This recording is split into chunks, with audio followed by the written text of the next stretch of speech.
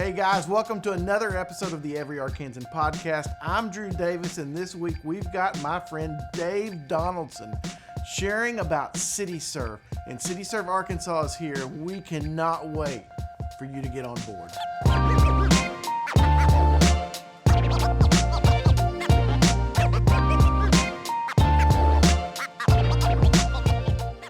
So, Dave Donaldson, so glad that you can be here.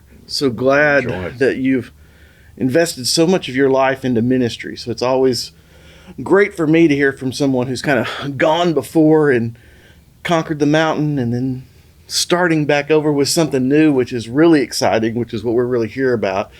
But could you just tell us a little bit about your story and how you kind of figured out your God-given dream and started chasing after it? By conquering the mountains and the valleys. I think I mentioned to you last night, Walt Disney was asked, after 25 years, what would he do differently? And Disney laughed and said, I don't want to do it over again. And so that's how I feel, but very grateful. When I was 9 years of age, my dad was a pastor in Northern California. And our parents were going to a board meeting, and they were driving down the freeway, and a drunk driver slid across the divide and hit their car head on. Our dad was killed instantly. Our mother survived. They literally had to pin her body back together again for her to survive. And Drew, I remember when my two brothers and I went to the hospital to visit her, and we peered through the glass into her room. And she was so beaten up and broken, she didn't recognize us, and we didn't recognize her. Wow. In fact, when she spoke my older brother's name, he collapsed to the ground right next to me because of the trauma. And so there we were, three boys, a younger sister, wondering what's going to happen next. Where are we going to get food, clothing, and, who's going to take in four young kids? And compassionate, generous people, they brought us food every night for 6 months. Wow. And I'll never forget that compassion in action. And that was a turning point for me. Instead of becoming angry at God, I said, God, I want to be like those people, because I saw the power of compassion that can break through the hardness and the hurt. And as a result of that, a family named the Davises, they didn't have a big bank account, didn't have a big house. They lived in a single wide trailer, and they invited the four of us to live with them. Wow. And I'll never forget that day when we walked up to that trailer, and I was scared. I wondered, would this be another stop along the way? Would they really want us and keep us? And as we approached the front door, the door swung open, and there Mr. Davis stood, and he had this warm, inviting smile on his face, and he gave us hugs, and this is what he said. He said, you are with family, and this is your home. Wow. That four-letter word, it changed our lives, because it meant that they were willing to not only share their space, but they were willing to share in our pain, our sorrow, our anger. And that's what compassion literally means, to suffer with. And it was because of these compassionate, generous people that years later, my brothers and I started Convoy of Hope, which now has helped over 80 million people around the world. And then, a few years ago, we launched CityServe to really empower, equip the local church to do that in their own neighborhoods. Yeah, and that's really what you're in town for, and what we've been spending time together, because we're going to join in your revolution / movement of taking it back to the local church.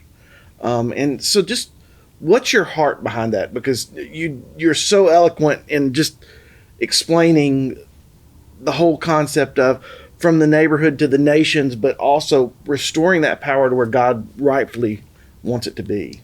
Well, first of all, we feel like you guys have already started a compassion revolution through the Dream Center and under your great leadership. Well, thank you. And there's so much we can learn and have learned from you. So this is truly like the Transcontinental Railroad. God is aligning the tracks. But the best way I can describe it, there was a pastor of a church that invited me to speak. And I'm seated behind him waiting to come up, and I thought he was going to introduce me, but instead he resigned from the church. and to make matters worse, my sermon topic or title was "Never Quit, Never Give Up." And so afterwards, a pastor told me that he had grown discouraged. He said there was just so many problems in the community, the church. He felt overwhelmed. Mm-hmm. He was outgunned. He was ill-equipped. And as a result, he was leaving. And so, those are the pastors we've got to help. Yes. We need to inspire. We need to equip. And we need to be there to cheer them on. And so for CityServe, we have these warehouse hubs, like a Dream Center, filled with product that's donated by large companies, and these warehouses then train the pods, and those are local neighborhood churches. Yes. And so by equipping those pods, and we've been able to equip hundreds of pods in Southern California, those churches then are able to meet needs in their own neighborhood, but also they're able to build a relationship with them. Mm-hmm. And to share with them the love of Jesus Christ. A great example of that is Melissa. Melissa in Fresno, she came up to me after the first service and she said, "Thank you for the bed." Her kids were sleeping on the floor. Mm-hmm. And she said, through CityServe Fresno, you provided us with a bed, even a table. And she said, when my kids go to bed each night, that's a sermon. Mm-hmm. That's a sermon of the love, of Jesus, but also that church. She's now part of that church, committed her life to Christ, and now she is helping CityServe in that region. Here in Arkansas, if a child doesn't have a bed, they can actually be taken away from a parent, put in the foster care system. Mm-hmm. So I think a lot of people think, oh, what difference can I make? Oh, well, they're sleeping on a bed. But you just kept a family intact. That's the mission of the church and of God, to see families and relationships mended, healed, and growing together. And that's just so exciting just to hear that this is what this opportunity is. Not me being the answer, but the local church pointing them right back to Jesus Christ. And I would encourage pastors to push the pause button and to realize when Jesus said, "I'm going to build my church," he's talking about you. Mm-hmm. I call it the for-profit leader, Prophet, mm-hmm. For-profit leader. And we want to help pastors realize that God has destined for them to fill a seat of influence in their community as a kingdom diplomat. But here's what happens. If that seat is left vacated, it won't be vacated very long. True. Because those that do not share our moral biblical values will take that seat. It's like musical chairs. Mm-hmm. And too many of our leaders are left standing in the middle, looking around, and all the seats are filled. And then they say, well, there's no place for me in this community. Yes, there is. God has an anointing upon your life for influence, and to influence all the different sectors, like how God has used you and your team, here in Arkansas, to influence government, corporate, the churches, nonprofit. And so it truly is one of the most exciting things to be a part of, to see the church awakened to take its rightful and responsible place in its community. And I think one of the other powerful things about this is we're not coming to that local church and saying, pay us money. give us another little cut of something. We're coming to them saying, we've got something for the kingdom. And that's huge to me, because I've seen so many churches just beat up. Hey, we need $100 a month support, or we need this support, or we need that. No, we want to re-energize that pastor, that committee, the whole picture of what the kingdom is built around. Yep. And part of that is, we, like you said, we've had a lot of pastors saying, hey, how much are we supposed to give, for this? Well, God's providing it, miraculously. And I love the scripture in Joel, and it says, unlimited are the resources to equip God's army. Unlimited are his resources.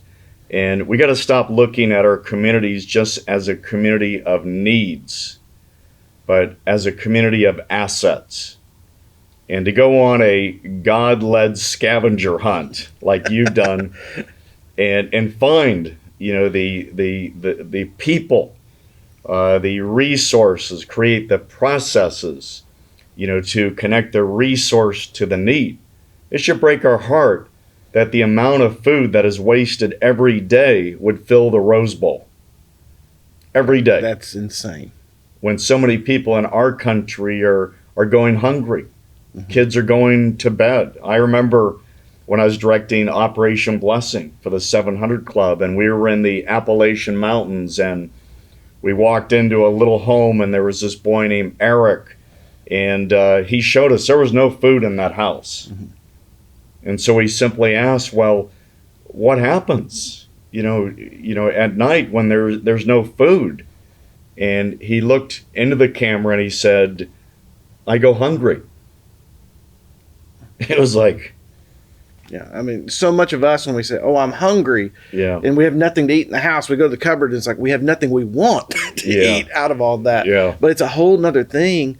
I mean, in Arkansas, it's basically 1 out of 5 children goes without, especially as it involves food. And it's crazy to think that in such a blessed country that any child could go to bed without food, without a bed, without the clothes to wear the next day, or whatever that is. And I think that's one of the things on the flip side of this, when the church becomes the solution. Mm-hmm. I was recently out there when you were bringing some churches together to share some of the stories. These pastors that were discouraged are talking about, instead of worrying about what was going on inside of my church, I started worrying about what was going on outside of my church and meeting these needs. And God took care of bringing the people. Churches that were not sure they were going to keep going are talking about they're busting at the seams with people wanting to get in to hear about this God that they've experienced now. Mm-hmm. And that's so exciting to me, because we know that the average church in America is less than 200 people. We've got bivocational pastors that, holy cow, they're barely surviving, figuring out what's next weekend's message, let alone thinking about these things, and being able to come in with an opportunity for them to say, hey, church, let's go out. Let's bring them in. Just like the Great Commission said, go into the nations. And that's kind of the flip side of this. This isn't just about Arkansas or California or our local community. It's from the neighborhood to the nations. So tell us a little bit about the flip side of this CityServe International. The compassion of Jesus is neighborhoods to the nations. And as I mentioned, compassion literally means to suffer with. So when people ask, what is missions? It's discovering the heart of God. And as the former founder of World Vision used to say, let my heart break for what breaks the heart of God. So if that happens in our lives, then we are going to pray, we're going to give, and we're going to go. And so for many, that needs to start in their neighborhoods. Mm-hmm. And as that heart surgery happens, and we discover more and more the heart of God for people that are suffering, that are lost, and we're not just stuck though in our own neighborhood, we realize that we do have an anointing for our Jerusalem, or Judea, Samaria, the surrounding communities, and then the ends of the earth. And so that's what's happening, Drew, as churches, as we're building their capacity to serve in their own community, they're now catching a new vision for international missions, such as helping the refugees. Mm-hmm. Right now in Lebanon and Syria, Turkey, and Jordan. It's truly one of the greatest opportunities, not only in our lifetime, but ever, mm-hmm. to share the love of Christ with the Muslim people. But that is happening for many pastors and lay leaders as they're catching a new vision for their own community. So that's why neighborhoods to the nations. A lot of us look at missions as, oh, we're going to go feed these small children. Oh, we're going to go meet this need. But it's so much more, because we're equipping the local church in those refugee camps. We're empowering these pastors, apostles in these Muslim refugee camps to say, hey, I'm a Christian and I want to share the love of Christ with you, something that you've never been open to before, but I'm going to meet this need and I'm going to share what I've got with you. And it's creating a new church movement, mm-hmm. in those communities that is going to go on beyond the refugee crisis, beyond the moment of need, to developing something that is beautiful. Back in its day, the Crusades, they went to try to force Jesus. This is to say, no, Jesus wants you to have this and be blessed. And it's so beautiful to me just to see a different methodology in how it's working by just that need. Well, the truth is, and you and I have been nonprofit leaders for quite a while, is that too many churches have outsourced compassion to nonprofit organizations. And as a result, many of the nonprofits, their strategy is come help us do our thing. Right. And so they're not parachurch, they're parallel. And that's probably a way better way of saying it. And many nonprofit leaders that I'm speaking to, God is working on their heart to return back to supporting the local church, because they realize that they, in many ways, have been extracting from the local church instead of building the capacity of that church and its leaders. And so they're doing an about face. I had one nationally known leader of a nonprofit. He said to me, we've got to start flipping this. And I said, are like 60-40, 60 serving the local church, 40 receiving? And he goes like this, 80-20. Because we have so much to make up by taking and not sowing. And so that's part of this compassion revolution. And part of how God is using CityServe is that prophetic calling the church back to its community, but calling nonprofit leaders back to supporting the local church and its mission. And I look at here in our community, one of the things, I was sitting down with a leader of an after-school program the other day, and she was just talking about how she found a local church. And instead of starting something and buying a building and doing all this stuff with her program, she put it in the local church. She took it back to the local church where the answer is, but also where the people are, where the facilities are. We don't need to invest more in building more and buying more buildings when they're there. That is a great point. A lot of retail space is now coming up because of Amazon and really the advent of the online purchasing. And we really believe a lot of those buildings are going to be redeemed and repurposed for CityServe Dream Centers. And it's already happening. As you know, in Bakersfield, we received a very large Montgomery Wards. You've been there. Yes. And right now that's being fully repurposed into a center that is like a one-stop shop, that has a lot of everything from financial literacy, daycare, has for-profit, a food court where part of the proceeds go back into CityServe, and then the whole warehouse side of it as the hub to serve the pods.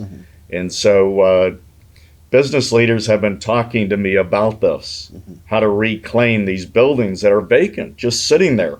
And many of them, as you know, they're in such strategic places and just waiting. Yeah.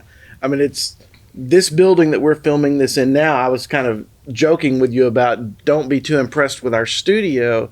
What the people can't see, this is an old school that was abandoned for 10 plus years, sitting right in the middle of perhaps the most desperate apartment community in our city that has been revitalized to now reaching out to that community.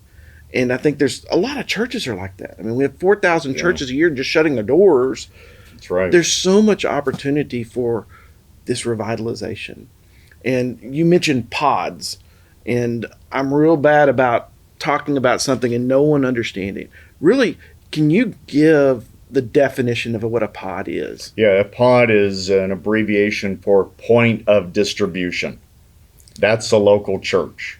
And in some cases, we do facilitate nonprofits like those helping foster children. You and I talked about this last night, children that, all their belongings are in like a hefty bag. Our foster daughter that we eventually adopted, she showed up at our house with just a box, and that was it. Well, now through CityServe, they have nice suitcases. And I think that's an example of God doesn't waste anything. Right. So whether it's suitcases, it could be a table. We have right now a video that we're putting together for Anna's table. Her dream was to have a table that her kids could sit around. And she now has that. Through that table, she's now part of a church. And the story of the pastor in Wasco, California, middle of nowhere. And he was trying to get to know his neighbors. And he's, door to door, and they wouldn't even open the door. And if they did, it was like a crack. And so he was going through the hub, the warehouse hub, to support his church, the pod. He sees all this dog food. And it dawns on him that he could get to know his neighbor's pets and to give them free dog food, those big sacks. And he's going door to door and getting to know his neighbors through their pets. And his church, it's grown exponentially. And so now they call him the dog man of Wasco. Hey. And if anyone's I've got family in Wasco. Really? The Andrews family of Wasco. There's not a whole lot there. A lot of farms and flat land, and evidently there's a lot of pets. A lot of pets.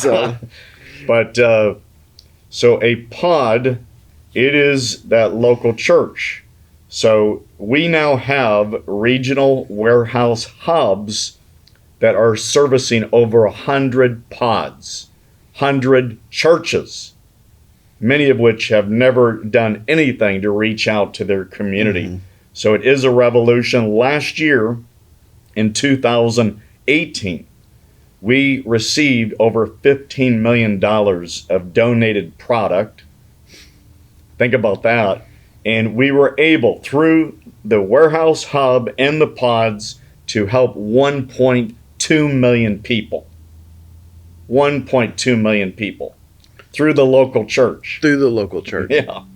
That is probably more than would have even ever considered walking into the front doors of the local church before, just based upon, we're promoting an Easter Sunday, or we've got an Easter egg hunt, or whatever it is, because it's the church in action out beyond meeting the dog food kind of needs. And think of the potential for responding to victims of disasters. we need organizations like Convoy of Hope, Samaritan's Purse, and Salvation Army. But we need to also complement that by equipping and mobilizing the local church to respond to its neighbors that are in the same zip code, so that there is going to be a continuum of care and follow-up. And I remember when we were responding to Hurricane Sandy in the Northeast, and we always use the local church as the staging area. And so Convoy of Hope, our trucks were there, and the news media interviewed this mom who was outside the church. You know, that was the point of distribution. And the media asked her, "Is this your church that is helping you?" And she replied, "It is now." and that's huge. It is. Well, think about all these warehouse hubs and those pods. If they are equipped and resourced, how quickly and effectively we can respond to victims of disasters. We can be the first on the scene, and we're not going to leave. Absolutely. What a novel idea.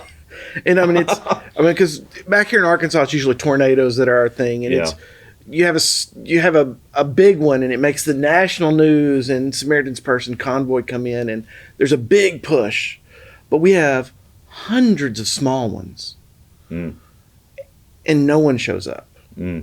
What this enables the local church to do is to show up for the apartment fire, to show up for the shooting in a neighborhood, to show up for the small things that are never going to make it on the news. But for those that are right there in the middle of it, it's just as big of a deal as if Hurricane Sandy came in and wiped out their entire city, because it's their reality that's been hurt. And the church gets to be the solution and pointing people to God. And it's a relationship that goes beyond the moment and into eternity. That is well said. That's exactly right. And, you know, Drew, the other thing with this strategy as it relates to disasters, whether it be human-made, like the fires in Northern California, or, you know, natural disasters, is that when there's a series of disasters, it's natural for people to experience a compassion fatigue. You become desensitized to those images that race across the screen. Even the media,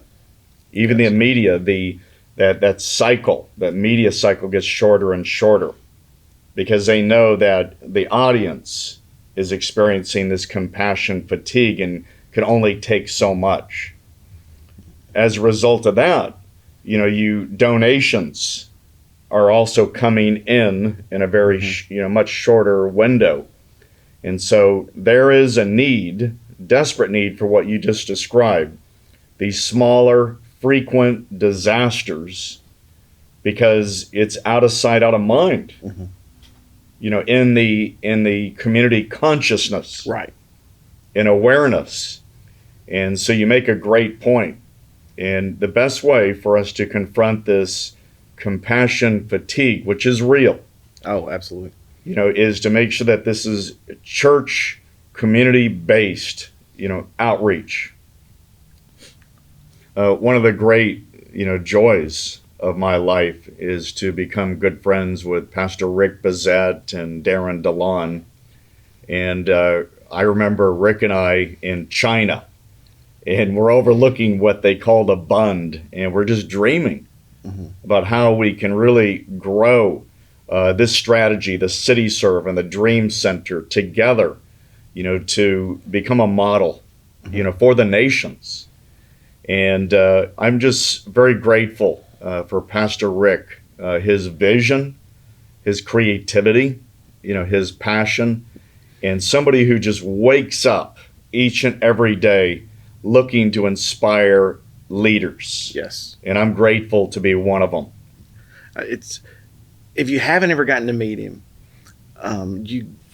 you see this person on stage or whatever that's just so encouraging and so positive. But when you get to know him and you get to meet him, it's the same way on the ground. He'll pop in, or he'll drop you a text, or whatever it is. And it's just so encouraging. And that's so refreshing, and especially from a leader that you're used to the correction side of things way more than the encouragement side of it. And he is a leader who invests that positivity, that encouragement in you. Sure, he can come down on you, and we've got to make some corrections, but he's so invested on the positive side that it's like, this is perfectly fine. And it's just an example that I wish I could model better, just from him and from Darren and from the whole team at New Life, and so much of the whole ARC infrastructure as well. Yeah. I mean, I remember when I was starting the Dream Center, Rick said, well, we don't really have any money to get this thing started, but I've got some friends. And he says, I need you to hang out with Dino Rizzo. And we sat around for 15 or 20 minutes, and still our core values of consistency and some of those things were instilled on me by this leader who is just like, hey, here's just the simple truth. You got to go out there. You got to be consistent, because so many people have been hurt by the local church by saying, I'm going to show up and do this, or by showing up once a year, or by doing this. Is you just got to get out there and you got to be consistent. And so that whole ARC infrastructure of all these people that's brought into my life has been as big of an impact as Rick, from that standpoint. And it's one of the things I love about that movement of churches is it's just so positive. It's not this Bible thumping, push you down. We've got this loving God that wants to change your life. And it's refreshing. It is. And, Bill Bright, the late, great, founder of Campus Crusade, I asked him, what's the key, to God's blessing upon your life? And he said, God blesses those whom he can trust. And God trusts Rick Bazette, because he gives God the glory. And it's all about growing leaders and growing the church spiritually and numerically. And then you have, I was going to mention one other thing. We have this book that just came out called CityServe, Your Church-Based Guide to Compassion. And Rick and Darren did a chapter that we combined into one. And the name of the chapter is It's Just Funner. It's just funner. And that's Rick. He has the ability, even though that's not a word, to just encapsulate it, in such a short, manner. In the back of the book, the endorsements, he says, I buy a book looking for one good idea. This has over 100. And again, the ability to just very briefly, succinctly, hit it. And then, Darren reminds me of John Adams. John Adams, they wanted to make him the president. And he said, no, my role is to put the pieces together to really execute, the vision. And he has just really an anointing about how to assemble the pieces and attach them to a proven, well thought out strategy to succeed. And then how to push the pause button and celebrate the success of that. And, Darren is one amazing leader. He's truly a man of God, and it's become one of my closest friends. Yeah. Any pastor that's out there in our Arkansas community, I'll commit up to 100. I better be careful saying them. We'll get you this book. We'll ship it to you. We'll make sure you've got this as a free resource from us to you. Just making that available. So it's 40 different contributors, and Fitz did a great chapter, bringing the neighbor to the hood, and it's just it's 40 different contributors specifically talking about church-based compassion. You got pastors, you got government leaders, you have business executives, And so it is really from A to Z. You have, for example, the CEO of Habitat for Humanity is in there. Marvin Olasky, who wrote one of the top bestsellers on compassion, The Tragedy of American, compassion, which is that's a must read. And so we interviewed him in the book. And so it's an exhaustive, exciting approach to church-based compassion. Awesome. Well, thank you for being here. Pleasure. Thank you for making that long trek in, and just what you've invested in us, and then this partnership that's moving forward for the kingdom is just, I'm giddy with excitement. So, a labor of love, and we're honored to just be able to serve with such quality and anointed leaders like yourself. You so much.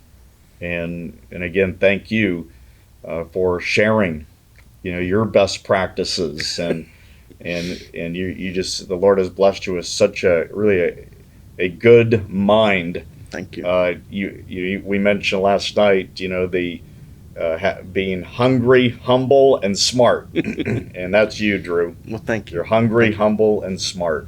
Thank you very much. I know you enjoyed getting to hear from my friend Dave Donaldson.